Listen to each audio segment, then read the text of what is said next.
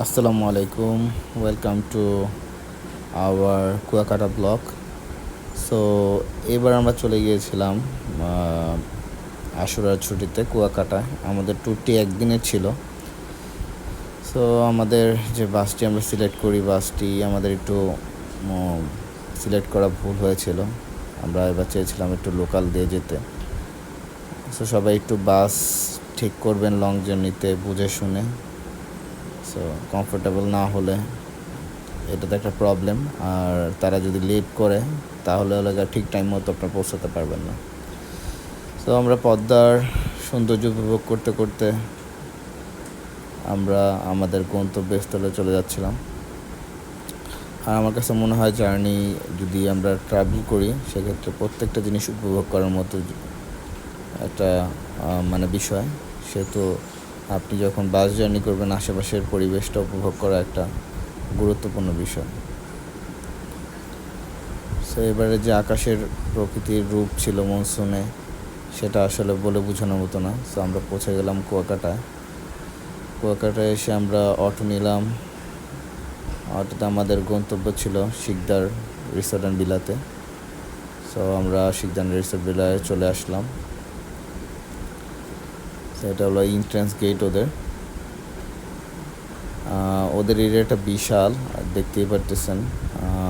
আমার মনে হয় এইখানে যদি কেউ আসেন তাহলে এই প্লেসটা ঘুরতে ঘুরতে আপনার মন ভালো হয়ে যাবে। এখানে সব কিছুই আছে বিনোদনের জন্য, সুইমিং পুল থেকে শুরু করে বোট রাইডিং অ্যান্ড সব কিছুই আর কি, এক্সারসাইজ করার মতো।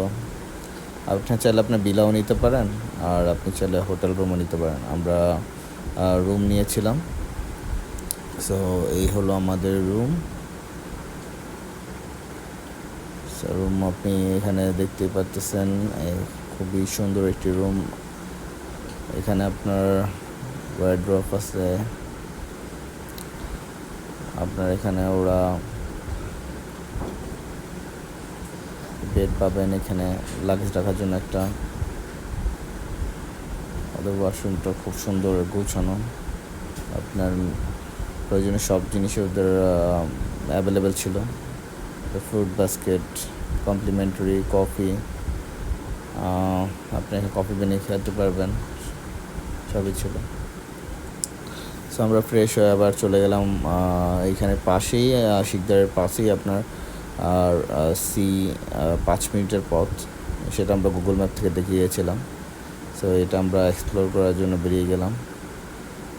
সো দেখতেই পারতেছেন ঘূর্ণিঝড় এসেছিলো এবং সব এখানে একটি সরকারি পার্ক ছিল, সেটা অর্ধেক ভেঙে নিয়ে গেছে। কিন্তু এইখানে যে কাছে যে সিটা আছে সেটা আসলে উপভোগ করার মতো। তারপরে এখান থেকে আমরা চলে গেলাম মার্কেটে, কুয়াকাটার মার্কেটে, বার্মিজ মার্কেটে কিছু কেনাকাটা করার জন্য, যেহেতু আমাদের একদিনের ট্যুর ছিল। সো মার্কেট আমরা এক্সপ্লোর করে আমাদের প্রয়োজনীয় কিছু জিনিস কিনে নেই এবং তারপরে আমরা চলে যাই আমাদের ডিনার করার জন্য। এখান থেকে আমরা চলে যাই, আবার আমরা একটি ডাব খেয়ে ডাবের প্রাইস হোটেলে, সেখানে হোটেলে ফ্রেশ হয়ে হোটেল থেকে চলে আসি আমাদের ডিনার করার জন্য। সো ডিনার করার জন্য আমরা সি ফুডের জন্য আসি ফিশ মার্কেট, ওরা এটা ফিশ মার্কেট নামে পরিচিত। সো এখানে অনেকগুলো ফিশ ছিল। সো আমরা আমাদের পছন্দ মতো একটি ছোট ফিশ বাছাই করে নিই, কোরাল। এখানে প্রাইস আপনি 200 টাকা থেকে 1500, 2000, 5000 পর্যন্ত আপনি ফিশ পেয়ে যাবেন। এটা যার রিকোয়ারমেন্ট অনুযায়ী। সো তারপরে আমরা পরের দিন মর্নিংয়ে উঠে যাই এবং এখানে ওদের কমপ্লিমেন্টারি ব্রেকফাস্ট ছিল। সেই ব্রেকফাস্টটা করার জন্য ওদের রেস্টুরেন্টে চলে যাই।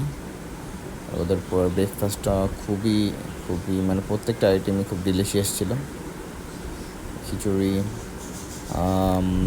পরোটা, ডিম সবই ছিল ওদের আইটেমে। তারপর আমরা খাবার খেয়ে আবার বেরিয়ে পড়ি এক্সপ্লোর করার জন্য। যেহেতু আমি বলতেছিলাম আমাদের একদিনের ট্যুর, সো ওদের সিটাতে আমরা মর্নিংয়ে চলে যাই মর্নিংয়ে দেখার জন্য। দেখতে পাচ্ছেন অনেক সুন্দর একটা ভিউ, যেখানে আপনার মন অবশ্যই ভালো হয়ে যাবে। আমি মনে করি 2-3 দিন টাইম নিয়ে যাওয়া ওটাই বেটার, যেহেতু আমাদের হাতে কম সময় ছিল। তারপর আমরা এখানে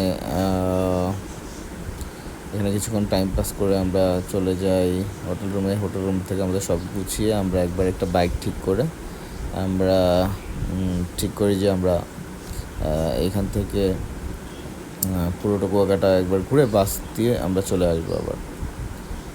সো পুরোপুর বাইক একটা আমরা হায়ার করি, যেটা আমাদের আবার কুয়াকাটা পর্যন্ত পৌঁছে দিবে। সো এটা নিয়ে আমরা চলে যাই মিনি সুইজারল্যান্ডের উদ্দেশ্যে।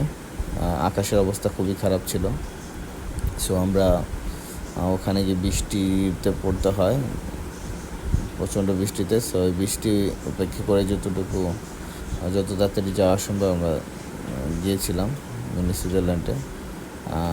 এখানে দেখতেছেন ম্যানগ্রোভ বন এবং সবগুলো বনই কী সুন্দর। প্রকৃতির আসলে এখানে না গেলে আপনি বুঝবেন না।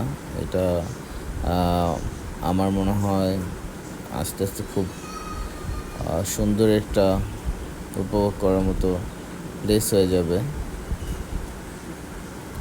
সো এখানে আমাদের একটু নদী পার হতে হবে মিনি সুইজারল্যান্ডে যাওয়ার জন্য। সো আমরা বোটের জন্য অপেক্ষা করতেছিলাম, বোট চলে আসছে। সো আমরা বোটে উঠে যাই আমাদের বাইক নিয়ে। সো এই দেখতেছেন আমাদের ব্যাগ বাইকার ভাইয়ের কাছে। সো আমরা সব গুছিয়ে একদম বের হয়ে গিয়েছিলাম, যেহেতু আমাদের একদিন মাত্র সময়। আমরা চাচ্ছিলাম যে যতটুকু এক্সপ্লোর করা যায় জায়গাটা। আর বাইক অবশ্যই দামাদামি করে নেবেন, কারণ এইখানেও অনেক বড় একটি স্ক্যাম আছে। বাইক আপনার যদি দামাদামি করে এবং সঠিক বাইকার না পান, তাহলে একটা ঝামেলায় পড়বেন। তারা দেখা যাচ্ছে আপনার একটা প্লেস ঘুরে আপনার মানে পুরো টাকা নিয়ে যাবে। আপনার প্রতিটা প্লেস ঘুরতে পারবেন না, নানান অজুহাত দেখিয়ে আপনি আসলে কিছু বলতেও পারবেন না যখন আপনি যদি ব্যাক করেন আর কি। সো আমরা প্রতিটা জায়গা উপভোগ করতে করতে আমরা চলে যাচ্ছিলাম। এখানে দেখতেই পারতেছেন সব গাছ মানে উপরে